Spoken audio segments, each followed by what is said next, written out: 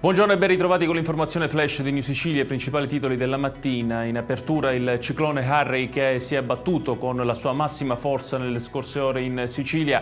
Enormi i danni riportati in tutta la regione e il bilancio pesa particolarmente sulla costa ionica. Distrutti interi litorali, soprattutto nel comprensorio turistico di Taormina. A Santa Teresa di Riva mancano addirittura luce e acqua. Ma tra le città metropolitane è Catania quella che registra maggiori conseguenze. Nella notte le enormi mareggiate hanno portato al crollo di una parte del lungomare. Decine i nuclei familiari e le persone evacuate dalle abitazioni dei villaggi del mare della Playa, zone in cui l'esondazione dei torrenti Buttaceto e Aquicella ha provocato l'allagamento della statale 121. E non sono tardate le reazioni dal mondo della politica. Il presidente Lars Galvagno ha chiesto di quantificare i danni al fine di dare un sostegno alle comunità colpite dal ciclone. Anche l'opposizione si unisce a questo appello, invitando il presidente della regione Schifani a chiedere al governo nazionale lo stato di emergenza.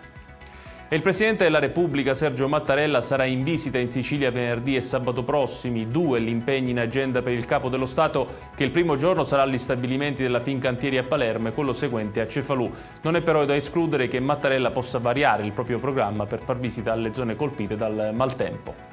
Infine una scossa di terremoto di magnitudo 3.6 è stata registrata nella notte in provincia di Messina. Il sisma è stato avvertito a 00:28 con epicentro circa 2 km da Militello Rosmarino ad una profondità di 8,5 km. Non è il primo episodio, da alcuni giorni infatti l'area è interessata da uno sciame sismico.